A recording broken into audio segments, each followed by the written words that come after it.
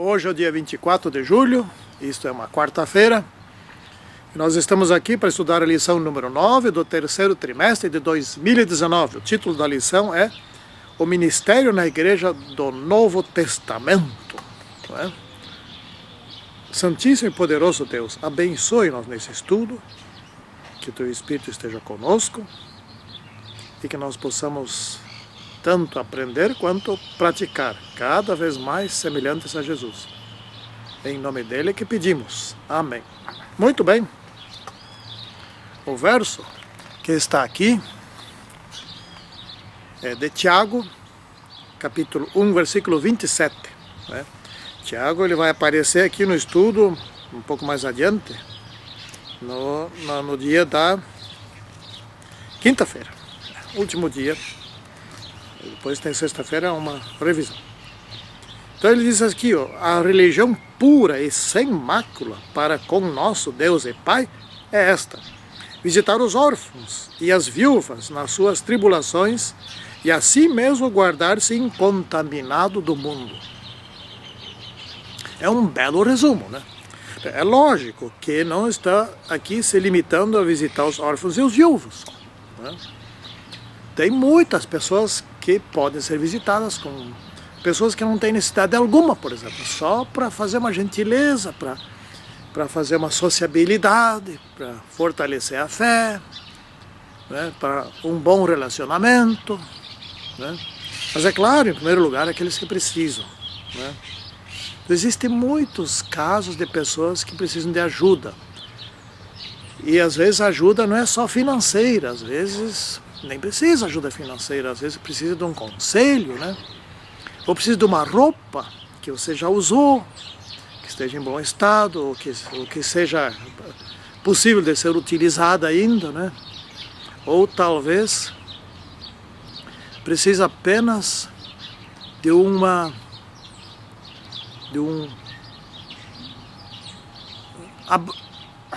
abrigo, abrigo não, uma ajuda. Por exemplo, faleceu alguém, etc, tal, a pessoa está triste, muito triste, assim por diante. Essa pessoa precisa de um amparo, essa palavra que eu queria dizer, né? Então tem muitos tipos de ajuda. E a maioria deles nem é financeira, mas a ajuda financeira, ela geralmente é prioritária, ela precisa agora. Por exemplo, o sujeito está com fome, ou o sujeito precisa pagar uma conta, ou está endividado, ou qualquer coisa assim. Tem maneiras de ajudar, né? Às vezes ele se endividou, por exemplo, por causa de uma doença, coisa desse tipo, né? E ele tem pressa, né? Esse tipo de pessoa não adianta dizer para ele o seguinte, só vai que eu vou orar por ti. Ele precisa de mais que oração, né? Precisa de oração, mas mais que isso. Bom, a nossa grande comissão é, na verdade, três coisas, né? Ir e fazer discípulos, batizar essas pessoas e ensiná-las aquilo que Jesus nos ensinou, né? Então, em resumo, nós devemos amparar os necessitados e nos manter fiéis, né? Isso é a nossa obrigação, né? E, bom, quando começou a comunidade dos crentes, lá no Pentecostes, logo depois, né, começou a crescer muito. Já no dia do Pentecostes era o quê? Umas 70, 90, 100 pessoas por aí, né? E naquele dia passou a ter mais de 3.000. Isso é um crescimento espetacular, né? E poucos dias depois já havia 5.000 e assim foi subindo muito, muito, muito rápido. Então tiveram que se organizar, né? Então eles se organizaram de uma forma não hierárquica, ou seja, não havia um chefe em cima, outro mais em cima, outro mais... Não havia. Não havia alguém maior que outro. Estavam todos no mesmo nível, com funções diferentes, né? Então veio a organização, mas não veio a hierarquia. Que bom, né? Isso foi muito bom. Então, tiveram ali os apóstolos, depois os discípulos, depois os diáconos, e isso foi crescendo, né? Então hoje a igreja é uma organização muito grande. Procura não ter hierarquia, mas as pessoas criam a hierarquia, né? As pessoas se fazem superiores umas, as pessoas se fazem donas da igreja, né? Tem os anciãos e pastores que parecem são os donos, né? Eles que decidem ali na comissão da igreja. Não, na comissão da igreja não tem um chefe, não tem um superior, não tem um inferior. Não tem. Mas temos que progredir, não é? Então a igreja hoje, nossa igreja é um tipo de organização muito especial, né? Uma organização muito boa, foi muito bem pensada, etc. Foi orientada por Deus. Mas muitas vezes os seres humanos atrapalham. Naqueles tempos é bom repensar aqui. Eles não tiveram hierarquia naqueles tempos. A coisa se tornou muito complexa, não é? Etc. Tal. Cresceu muito lá pelo ano 100, a igreja era enorme de grande, era mundial nas partes do mundo daquela época, né? Não chegaram aqui à América, não chegaram à Oceania, etc., onde já tinha gente, mas era grande. E Paulo deu algumas orientações muito especiais, né? Então ele deixou bem claro, somos todos instrumentos de Deus. Nós estamos nas mãos de Deus para fazer o bem aos outros. Então há muitos tipos de pessoas que necessitam o bem, né? Há categorias diferentes, não vou mencionar aqui, não quero prolongar muito hoje. Mas nós devemos atender a cada um segundo a sua necessidade. E a nossa igreja é bem organizada nisso aí, né? Então não funciona bem se nós resolvermos atender individualmente cada um. Eu vou fazer um benefício aqui, aquele faz lá, etc. Não sabemos um do outro. Não, isso não funciona muito bem. Isso não é legal. Nós temos a ADRA, né? Que onde tem pessoas que trabalham nisso, se doam para isso, etc. Eles pegam prática nisso aí. Então nós vamos trabalhar por meio de uma organização. Isso é muito legal, né? E aí a coisa se torna justa. Assim como, por exemplo, lá no início, os apóstolos estavam suprindo as necessidades das viúvas, etc. Mas isso não funcionou muito bem. Então tiveram que criar uma organização específica para isso, que foram os diáconos. E os diáconos se especializaram nisso. Daí funcionou bem, né? E a ADRA hoje, por exemplo, ela é uma organização que se especializou em ajudar as pessoas, né? Então eles têm orientações lá que são funcionais, né? Que dão um bom resultado, né? Então, eles são organizados, eles sabem onde levar. Isso não quer dizer que caso chegue alguém necessitado e bata na nossa porta, que nós não devemos ajudá-lo. Não, nós devemos. A gente abre exceções, né? Bom, nós temos o caso aqui, por exemplo, eu vou pular diretamente aqui para Tiago, para a parte de quinta-feira, depois eu volto aqui. Tiago, né? Provavelmente esse é o Tiago, irmão de Jesus, não se tem certeza, né? Ele escreveu, então se foi, mas enfim, um tal de Tiago aqui, provavelmente irmão de Jesus, escreveu o livro não, a carta de Tiago. São 5 capítulos, né? É um livro, é uma carta pequena, a carta é do tamanho apropriado, né? Ele combateu aqui o enriquecimento corrupto, a exploração dos pobres, a redução do salário, né? Isso existia naquele tempo, existe até hoje ainda, né? Então ele deu a entender o seguinte: hoje existem muitos honestos, mas não sempre, né? E tem aqueles que são bem zelosos e cuidadosos quanto à honestidade, mas não nas pequenas coisas, né?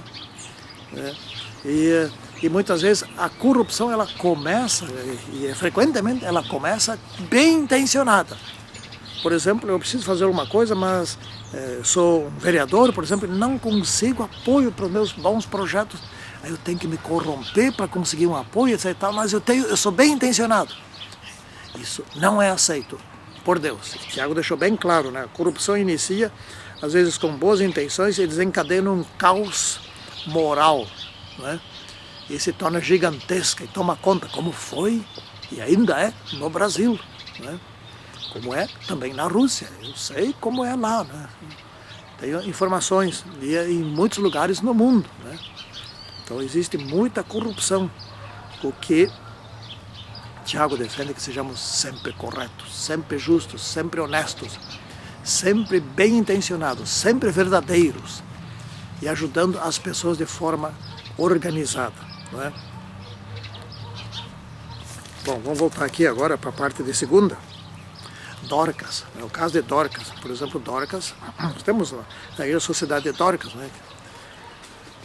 Dorcas era uma mulher que ajudava as outras pessoas, ela socorria as pessoas, ela era tão benquista que ela ajudava todos os que podiam. Então ela costurava, ela fazia roupas, etc. e tal, ela procurava de outros, pedia tecidos como doação, etc. E dava um jeito de resolver o problema do vestuário, da comida, etc., do apoio aos que necessitavam.